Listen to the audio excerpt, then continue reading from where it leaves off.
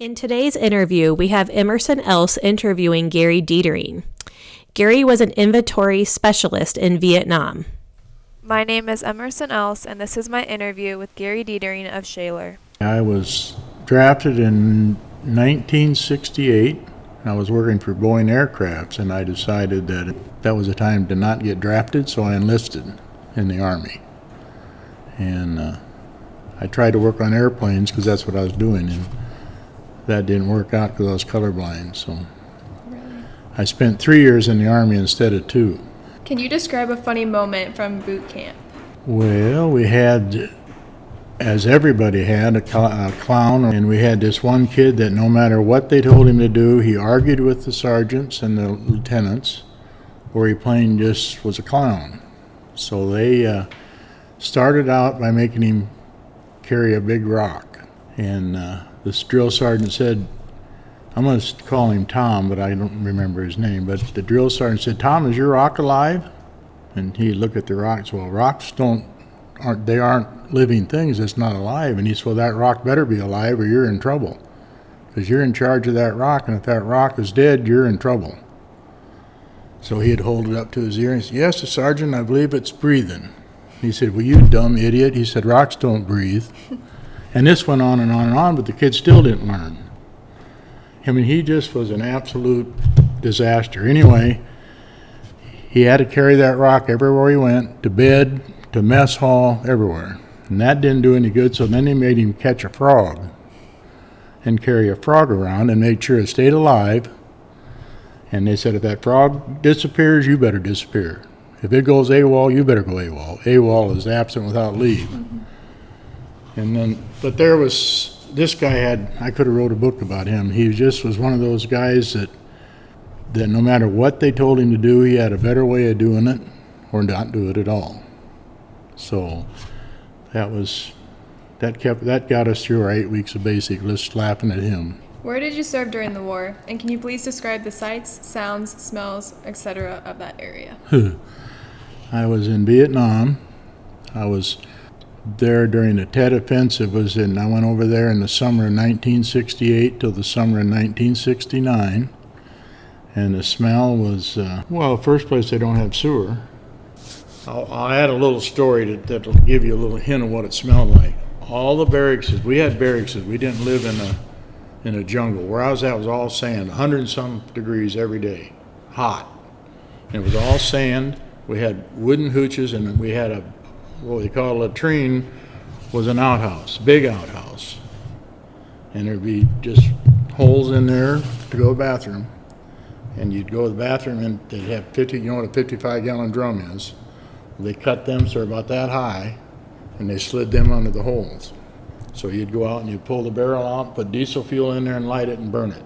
So you can imagine now if you got, I'm going to say thousands of troops, not counting the Vietnamese, you got thousands of troops and you're burning that every day, what it smelled like. And then you got the Vietnamese food, which I really couldn't stand.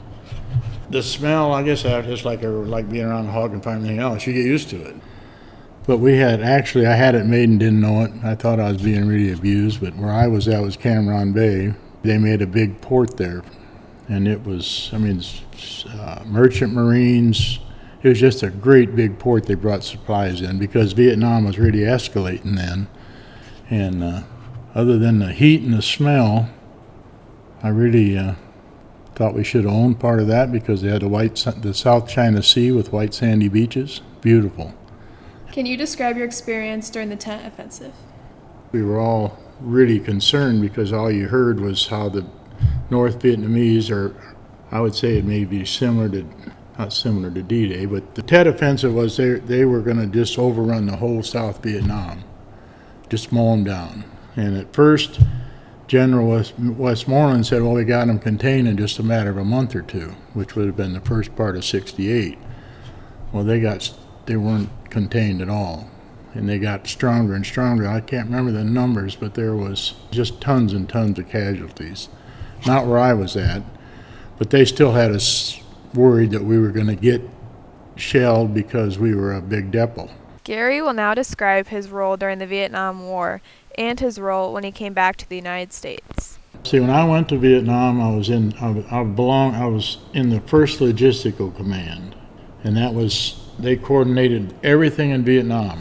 The first logistical command, from the pots and pans, the tanks, the guns, everything. What we did was we'd cover the whole depot and counted everything. Basically, we were just inventory specialists is what we were. And we counted everything from a little bitty washer to a 20,000-pound crane, and located everything, had it all pinpointed so that the Army knew what they had and where it was.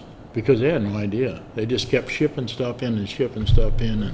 And I'd go through with it. They had inventory cards.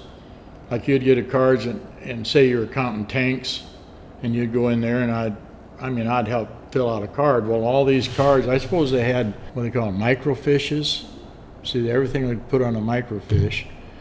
So all they had to do, and they had a computer, I'm sure, somewhere, but it was probably as big as this school. Everything went on a card, and every card was turned in. I didn't have charge of none of that stuff. I was just in charge of hauling the guys from one, and then I'd help count every once in a while if I felt like it. But United States of America, you got people that dig the ditches, and you got people that build the buildings. It takes us all to fight a war. So I went down to Fort Hood, Texas for 18 months. Well, I look back at that too.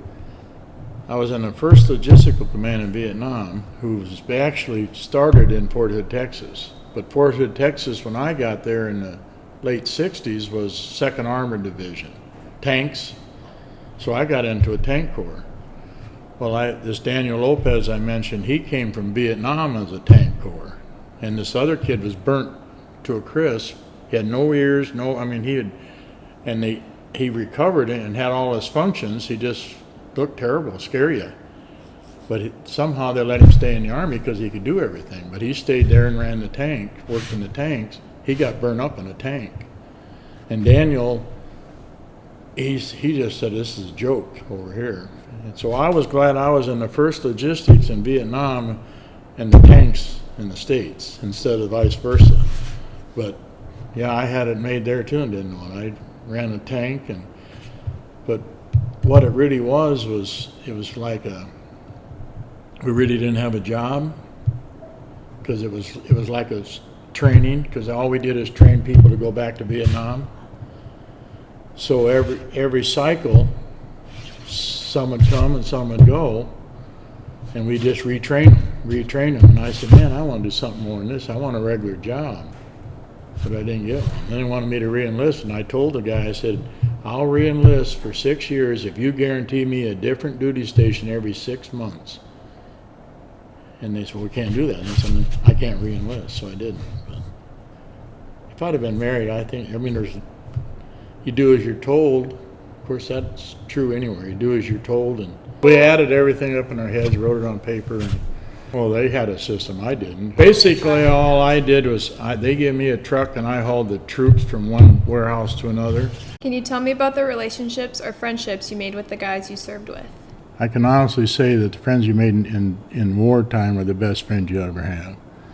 And I had black friends, I had Korean friends, I had Vietnamese friends. I had a Vietnamese boy that wanted to come home, 10 years old, but we couldn't bring him because none of us were married. And the friendship you get when you spend 24/7 with a person, and like I said, we never went to bed thinking we wouldn't wake up. But there's always, in the back of your head, there's always a chance, but you're really, really close friends. I went to college for a year and I had friends there, but they have since been, their names I can barely remember, but the ones I had in Vietnam and in the Army, I'll know them the rest of my life. Gary believes the war affected him by teaching him respect. He says he learned how to respect others as well as his neighbors. Without respect, that's one thing I preach to my boys. They didn't have to like me, but they had to respect me. And I said, I'm going to do things you don't like. I'm going to tell you things you don't like, but you will respect what I say. Like I said, respect, if nothing else, and maybe a little common sense. And when I went in, a friend of mine said, what you do for the next 3 years, you're probably not going to like it, but when you look back at it, you won't take $1 million for what you did. Thank you, Gary, for sharing your story, and thank you for your service. Thank you, Gary, for sharing your various roles in Vietnam with us. Stay tuned because next week, Carlo Weldon will interview Harold Fries.